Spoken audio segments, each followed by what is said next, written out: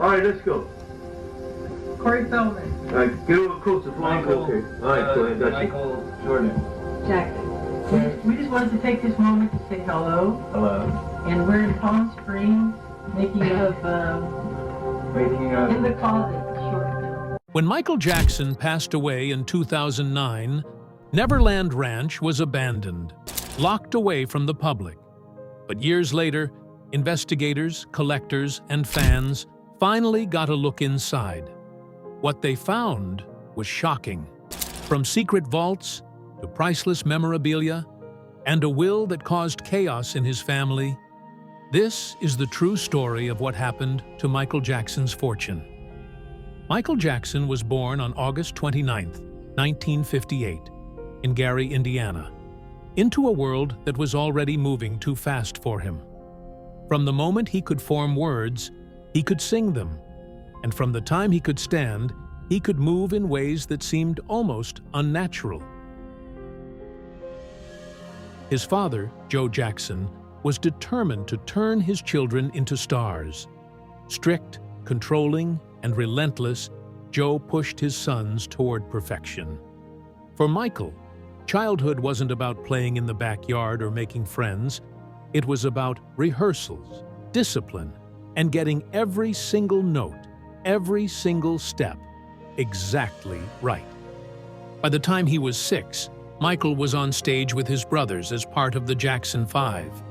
But even in a group, it was impossible to ignore his presence. His voice carried a depth of emotion that no child should have, his performances electric, filled with a raw energy that felt larger than life. Audiences connected with him instantly, and so did Motown. By 1969, the Jackson 5 had signed their first record deal, and in just a few years, they were dominating the charts. I Want You Back, ABC, The Love You Save, and I'll Be There weren't just hits. They were cultural moments. But despite the group's success, there was no mistaking the fact that Michael was the true star. He wasn't just singing the songs, he was the music. The way he felt each lyric, the way he made even the simplest melodies feel like something powerful and personal, set him apart. Audiences saw it. His record label saw it. And so, by 1971, he began releasing music on his own. His early solo career showed glimpses of what was coming. Got to Be There, Ben, and Rockin' Robin made it clear that Michael was more than just the frontman of a family band. He was a phenomenon waiting to happen. But he wasn't content with just being famous. He wanted to break boundaries. He wanted to change music. By 1979, his solo career had taken a giant leap with Off the Wall, a record that introduced him as a force in the industry. Tracks like Don't Stop Till You Get Enough and Rock With You showcased a different side of him, smoother, more confident, more in control. The album went multi-platinum, and Michael had officially stepped into his own spotlight. But even this was only the beginning. In 1982, he did something no one could have predicted. He didn't just release an album, he reshaped pop music itself. Thriller wasn't just a record, it was a phenomenon. The numbers were staggering. Thriller sold over 70 million copies worldwide, becoming the best-selling album of all time. But it wasn't just about sales. Every track had its own identity, from the rock-infused Beat It to the hypnotic groove of Billie Jean. Michael's voice was sharper than ever, his style effortless, and his presence undeniable. Then came the music videos. Billie Jean wasn't just a song. It was a visual masterpiece that changed the way people saw music on screen. Beat It was cinematic, gripping, and unforgettable. And Thriller? It was a revolution. The 14-minute short film wasn't just a music video. It was a statement, a horror movie, a dance epic, a cultural reset. It turned music videos into an art form, setting a new standard that no one had even imagined before. And then there was Motown 25. The night Michael took the stage, dressed in a glittering jacket and a single white glove, was the night he redefined what it meant to be a performer. As Billie Jean played, the world watched as he glided effortlessly backward, creating an illusion that defied logic. The moonwalk wasn't just a dance move, it was a moment that froze time. It was history. By now, Michael wasn't just a star. He wasn't just a musician. He was an icon, the biggest artist in the world, maybe the biggest artist the world had ever seen. But behind the lights, the fame, and the superstardom, there was still a man searching for something. He had spent his entire life in the public eye, performing for screaming crowds, breaking records, and setting new standards. But deep down, he was still the boy from Gary, Indiana, the kid who had never had a normal childhood. He had spent years entertaining millions, but what he really wanted was something simple: peace, happiness, a place where he could just be. And so, with the world at his feet and the industry at his command, Michael Jackson began to build something entirely his own. A place that was more than a home. A place that was a dream. A place called Neverland. In 1988, Michael Jackson made a purchase that would forever change the way the world saw him. Not a house, not just a piece of land, but an entire world of his own. For $17 million, he bought a sprawling 2,700-acre estate in Los Olivos, California. But this wasn't just real estate. This was something else entirely. He named it Neverland. Inspired by the story of Peter Pan, a boy who never grew up, Neverland was more than just a mansion.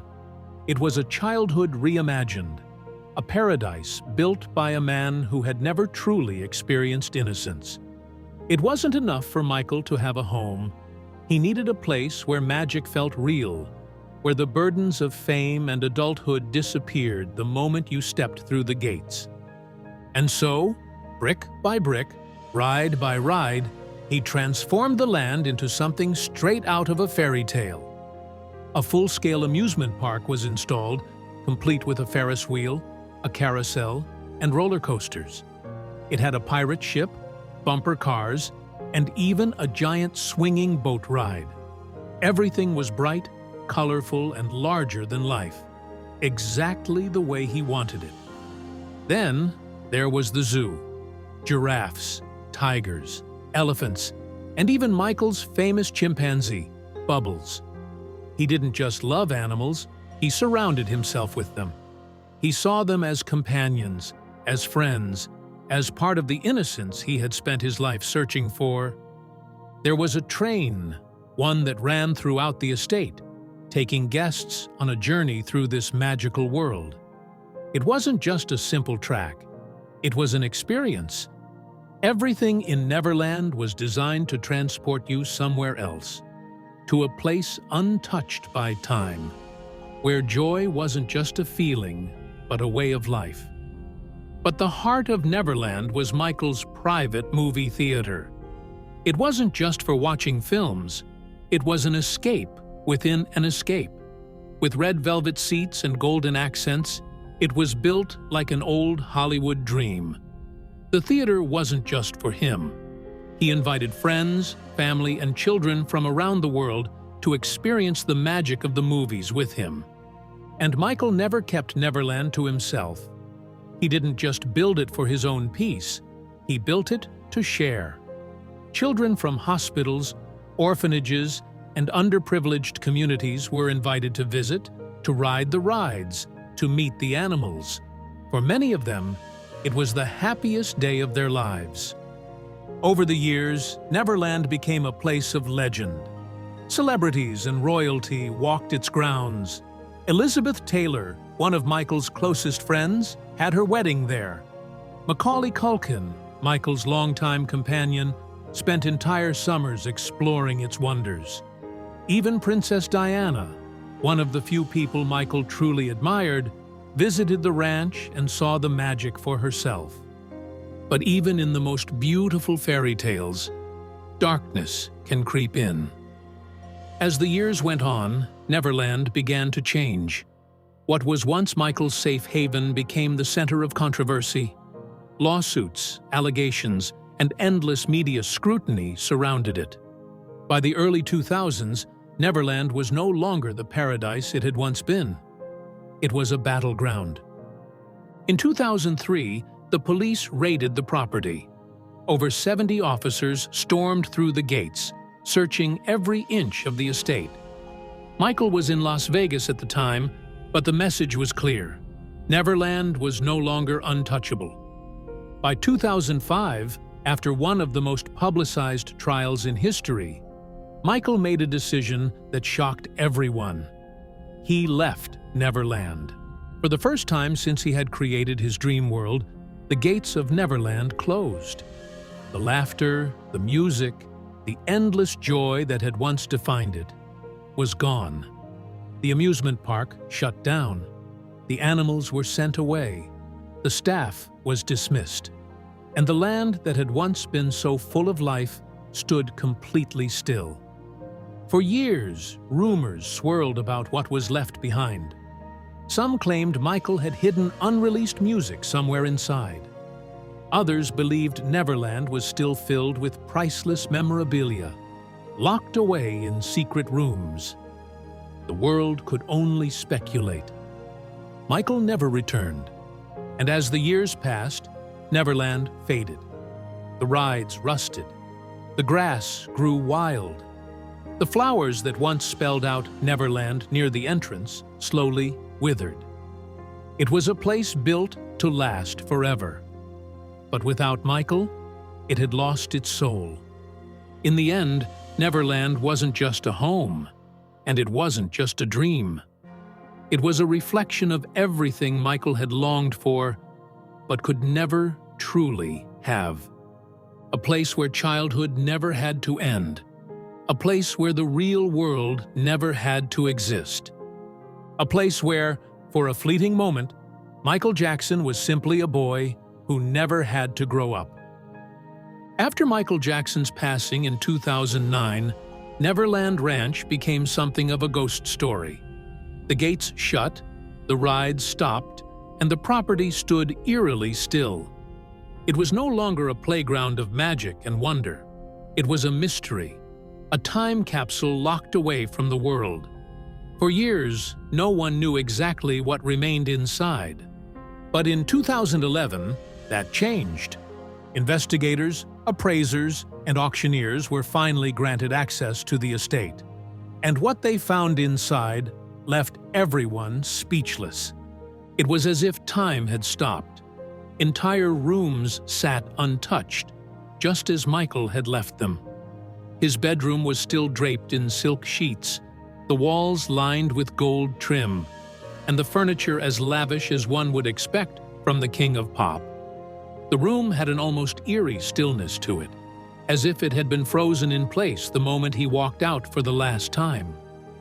But beyond the bedroom, there were secrets hidden in the walls of Neverland. Secrets no one expected. Tucked away in private closets were racks upon racks of Michael's most iconic outfits. The smooth criminal white suit, perfectly preserved. The legendary red Beat It jacket, its zippers still gleaming under the dim light. His signature black loafers, the same ones he had moonwalked in on countless stages, neatly lined up as if he'd be slipping into them at any moment. Then, there was the vault. Hidden deep within the estate, locked away from prying eyes, was a secure room filled with Michael's most personal treasures. Inside, investigators found hundreds of unreleased songs, music that had never been heard by the world. Alongside them, thousands of handwritten notes, scribbled thoughts, and lyrics waiting to be brought to life. And then there were his journals, page after page of Michael's deepest thoughts, his dreams, his goals, his anxieties, entries that revealed his relentless pursuit of perfection, notes about new music, about business deals, about fears of betrayal. Some entries read like blueprints for a bigger future, plans for concerts, films, and even theme parks he never got to build. Others were raw, filled with emotion, revealing just how isolated he often felt. But that was just the beginning. Beyond the vault, the estate was packed with the kind of memorabilia that only a man like Michael Jackson could collect. There were over 1,000 arcade machines, each one a reminder of his love for games and competition. Life-sized statues of superheroes and Disney characters filled the halls. Superman, Spider-Man, Mickey Mouse, Pinocchio, each one a symbol of the childhood he had tried so hard to reclaim. Entire rooms were dedicated to his awards, but many of them weren't even on display. His Guinness World Records, recognizing him as the most awarded artist in history, sat stacked in boxes. Platinum albums, trophies, and even his Grammy Legend Award were gathering dust. These weren't just accomplishments. They were testaments to a career that had defined an era. And yet, they had been packed away, almost forgotten. Then came the strangest discovery of all. At the end of a long hallway, standing eerily still, was a life-size wax figure of Michael himself. It was so lifelike, so unnervingly real, that visitors said they could feel his presence in the room. Some workers who entered the house even claimed they felt watched, as if the king of pop had never really left. Neverland was once a place of joy, a sanctuary built for magic and wonder. But by the time it was finally opened, it felt like something else entirely. A lost world, a forgotten kingdom, a place frozen in time, where the echoes of Michael Jackson's legacy lingered in every room. And for those who stepped inside, it became clear. Neverland wasn't just a home. It was a monument to a man who had spent his life trying to build a dream.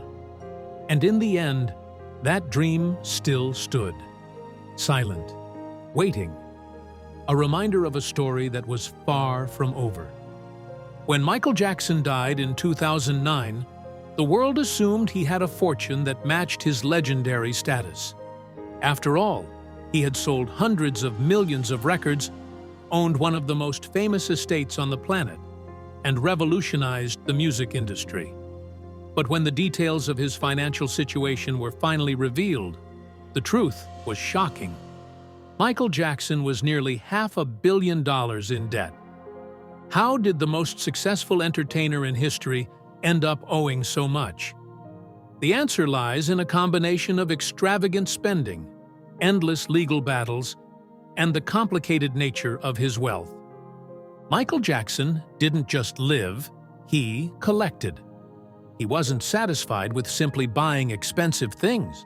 He surrounded himself with rare, one-of-a-kind possessions that no one else in the world could claim. His shopping sprees were legendary. On one occasion, he spent over $6 million in a single day, filling his homes with antiques, artwork, and memorabilia. He owned 2 private jets, one of which was customized with a gold-plated interior. His collection of jewelry and accessories included a single glove encrusted with real diamonds, worth over $100,000. His wardrobe was a museum of its own. Handcrafted jackets, custom-made shoes, and accessories that had become instantly recognizable worldwide. But the spending didn't stop there. Neverland Ranch alone was a financial beast. Maintaining the massive estate cost an estimated $10 million a year. The amusement park rides, the zoo animals, the staff, it all added up. Even in the years when he wasn't living there, Neverland continued to drain money from his accounts. Then there were the lawsuits. Over the course of his career, Michael faced dozens of legal battles. Some were from former employees, some were from business partners, some were from people who had never even met him, but saw him as an easy target for a lawsuit. The settlements, the legal fees, and the constant court battles cost him tens of millions. By the early 2000s, the financial strain became overwhelming. To stay afloat, Michael was forced to take out massive loans, many of them using Neverland Ranch as collateral. And by the time of his death, the debts had grown to nearly $500 million. But here's where things take a surprising turn. Michael Jackson wasn't actually broke. His wealth wasn't in cash. It was in something far more valuable: his music catalog. Michael was more than just an artist. He was a businessman. And his most brilliant financial move came in 1985 when he purchased the publishing rights to the Beatles' catalog. At the time, he paid $47.5 million for it, a decision that was met with confusion by some. But that investment turned out to be one of the greatest business deals in music history. Over the years, that catalog, which was eventually merged into Sony ATV, grew to include the rights to songs from artists like Bob Dylan, Elvis Presley, and Taylor Swift. By the time of Michael's death, his 50% share in Sony ATV was worth over $1 billion. That meant that while he was drowning in debt, his name alone was attached to one of the most valuable music catalogs in history. And in a twist that no one saw coming, Michael's financial troubles vanished after his death. Within months, his estate took control of his assets, renegotiated contracts, and restructured his debts. The value of his catalog skyrocketed. Posthumous albums, documentaries, and licensing deals flooded the market. Merchandise sales exploded. And in just the first 10 years after his passing, the Michael Jackson estate had generated over $2 billion. In death, he had become more financially successful than he had ever been in life. Michael Jackson had spent years struggling to hold on to his empire, but in the end, his legacy, his music, and his business acumen ensured that the King of Pop would remain not just a legend, but one of the highest-earning artists of all time. When Michael Jackson's will was finally revealed, it set off a storm of controversy that tore through his family like a tidal wave. The King of Pop had built an empire, and after his death, everyone wanted a piece of it. But the way his estate was divided shocked everyone, including his own family. Joe Jackson, the man who had molded Michael from childhood into a global superstar, was left with nothing. Not a cent, not a property, not a mention. The father who had pushed him relentlessly, who had controlled every aspect of his career in the early years, was completely cut out. And he wasn't the only one. Michael's will stated that his fortune would be split primarily between three people: his mother, Katherine Jackson, and his two oldest children, Prince and Paris, along with his youngest son, Blanket. The decision sent shockwaves through the Jackson family. Michael's siblings, many of whom had struggled financially over the years, were barely acknowledged in the will. The brothers he had once performed with, the sisters who had been by his side, none of them were given a share of the estate. The message was clear. Michael wanted his children and his mother taken care of. No one else. And that didn't sit well with the family. Almost immediately, suspicions began to rise. Some members of the Jackson family claimed that Michael had written a different will before his death, one that had mysteriously disappeared. Others questioned whether the will that had been made public was even legitimate. Joe Jackson, furious over being excluded, hinted that Michael had been manipulated into signing away his fortune. He had spent decades controlling Michael's career, and now, at the very end, he had been completely removed from the picture. It wasn't just about money, it was about power, and Joe Jackson wasn't the kind of man who walked away without a fight. But what happened next took the drama to an entirely new level. In 2012, just 3 years after Michael's passing, something strange happened. His mother, Katherine Jackson, vanished. For 10 days, no one could reach her. She wasn't at home.